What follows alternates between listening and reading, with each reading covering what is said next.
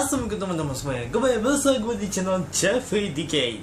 Baiklah, seperti biasanya kita akan membahas tentang episode terupdate Blazer. Yang kali ini kita akan membahas tentang episode 21 yang berjudul Petangan di Udara.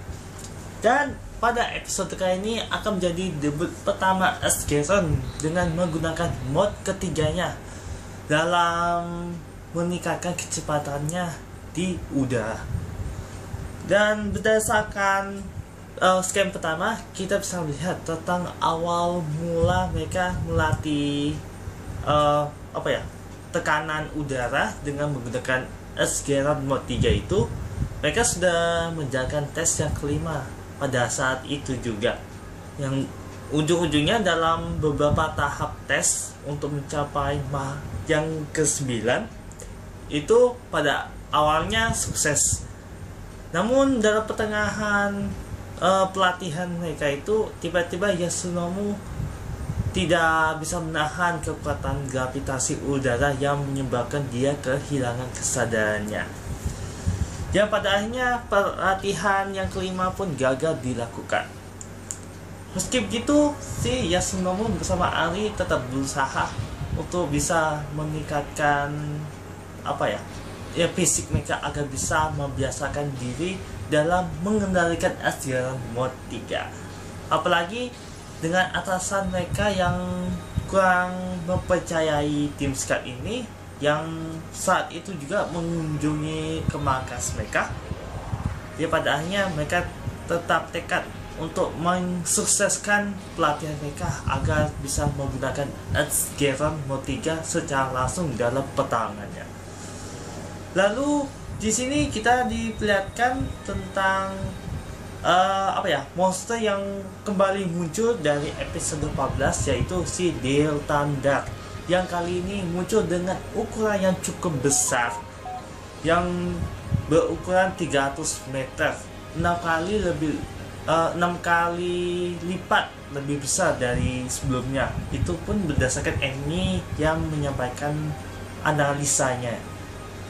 Dan kita tahu ini berdasarkan fakta si wakil kapten Teo Aki, bahwa sebelumnya mereka menggunakan senjata terbarunya dalam perkembangannya dengan menggunakan kekuatan elektromagnetik Gelbaga yang pernah mereka kalahkan sebelumnya.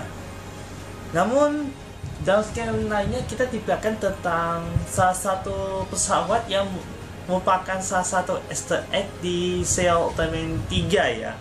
Ini gua lupa apa nama pesawatnya, tapi ya pasti mereka seperti melakukan percobaan menggunakan senjata terbaru mereka ya, dengan kekuatan elektromagnetik Gelbaga di tepi laut.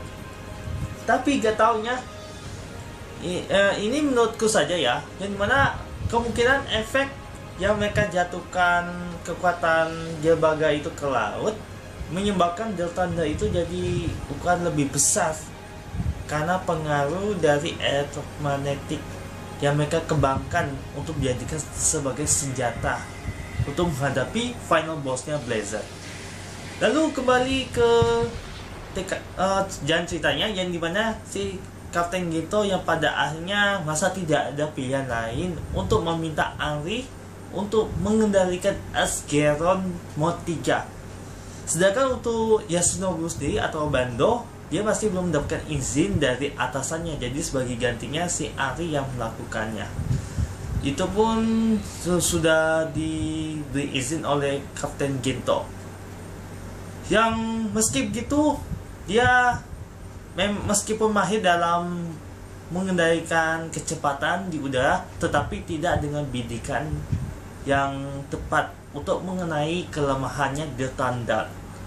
Apalagi Deltandar itu kelemahannya terletak pada tangannya yang ada di bawah persis.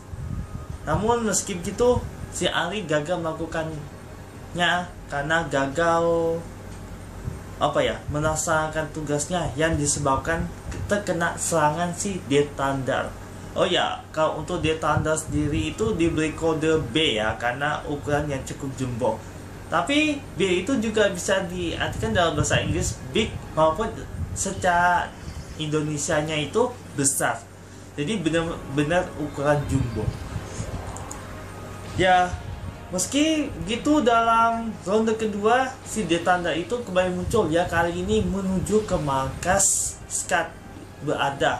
Itu karena Detanda itu mengetahui jejak Esgeron itu kembali kemana, yang pada akhirnya Detanda itu sebenarnya berniat untuk menghancurkan Robert itu agar tidak ada ancaman bagi dirinya. Si Kapten Gento pun masa bingung juga tentang kondisi si Henry yang masih cedera karena kecelakaan itu, sedangkan Yasunobu masih belum mendapatkan izin dari atasannya. Si Kapten Gento pun meminta permintaan darurat kepada atasannya, tapi tetap saja atasan itu masa tidak mau tahu tentang keadaan anggota timnya, seolah-olah itu bukan urusannya tentang apa yang mereka hadapi dalam masalah yang mereka punya.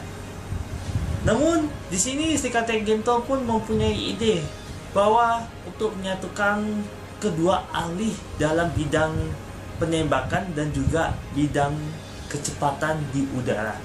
Intinya dengan melengkapi kedua skill yang mereka punya pun menjadi saling melengkapi agar jadi terlihat sempurna untuk Esgeron Mod 3. Meski begitu, dengan kedua ahli yang menyatu menjadi satu, tetap saja mereka sedikit kesulitan karena serangan Detanda ini cukup bertubi-tubi yang membuat mereka jadi hampir terkena serangan seperti ahli sebelumnya. Yang pada akhirnya si Kapten Gento pun membantu mereka dengan berubah jadi Blazer dalam Fidran Armor yang membantu mereka agar mereka menyerang kelemahannya Detanda. Dan hampir saja mereka terkena kelemahannya. Di sini mereka diberitahukan oleh Emi bahwa jika mereka terkena kelemahannya Detanda itu dengan suhu yang cukup tinggi, maka permukaannya juga akan terkena dampak dari ledakan itu, yang pada akhirnya dibawalah oleh Blazer ke atas permukaan bumi yang diikut sertakan Esgeron Mod 3, yang pada akhirnya mereka telah berhasil mengenai kelemahannya si Detanda di kedua tangannya beserta di bagian dada yang berlampu itu, yang pada akhirnya si Detanda itu berhasil dikalahkan oleh Esgeron dan juga dibantu oleh Blazer Fidran Armor. Dan begini kedua anggota tim Scud itu telah berhasil sukses untuk menggunakan Esgeron Mod 3 dalam peperangan yang baru saja mereka hadapi. Dan cerita pun berakhir dengan kesuksesan tim Scud dalam menjalankan Mod 3 Esgeron yang disertakan menyelesaikan urusan yang harus mereka selesaikan dengan tetapi dengan peran mereka yang akan mereka perankan di teater nantinya. Baiklah, demikianlah tentang pembahasan episode 21 kali ini. Untuk next episode kita akan diperlihatkan tentang kemunculan kembali Red King dalam tipe B ya. Karena ada beragam macam tipe Red King yang berbeda ya, seperti Ultraman pada masa dulu itu seperti Type A, B, dan C. Nah, untuk kemunculan Red King ini dalam mode Type B kalau tidak salah nih. Ini karena kemunculan dia di saat kedua kalinya, yang disertakan tentang seorang karyawan yang berjuang untuk menjalani hidupnya sehari-hari, yang menjadikan dia sebagai pahlawan masyarakat. Gak tahu ini menjadi pahlawan masyarakat atau bukan, yang pasti itu akan menjadikan cerita rileks untuk menjelang akhir petualangan Blazer nantinya di episode 25. Jadi kita nantikan aja deh. Sedangkan untuk penyampaian Wakil Kapten Teoaki juga, mereka mengembangkan senjata terbarunya dengan menggunakan kekuatan elektromagnetik si Gebaga itu untuk berjaga-jaga di saat mereka menghadapi last bossnya si Blazer nantinya, kemungkinan si Valaron yang akan menjadikan last boss di serial utama Blazer nantinya. Di sini kita juga lihat tentang si Asgeron dengan full mod di sini ya. Dari mod 2 sampai 3 digunakan semuanya. Tapi kita akan nantikan tentang akhir kisahnya Ultraman Blazer seperti gimana, dan seperti apakah tentang ancaman terakhirnya alias final wave yang akan mereka hadapi nantinya. Pokoknya tungguin aja untuk pembahasan berikutnya di next video. Baiklah, sekali lagi pada teman-teman semuanya yang sedang nonton video kali ini, terima kasih sudah terlibat. Seperti biasa, jangan lupa like, comment, dan share video ini. Dan untuk mengetahui video yang terupdate, jangan lupa subscribe di channel youtube.com/chefetikan. Apabila gue ada kesan dan kekurangan serta apa yang gue sampaikan ini ada yang salah, mohon dimaafkan sebesar-besarnya dan juga mohon koreksinya. Karena gue bukan mau kalian sempurna, dan yang sempurna itu hanya sampai cerita Allah SWT. Sekian dan sampai jumpa. Wassalamualaikum warahmatullahi wabarakatuh, dan sampai jumpa di next video.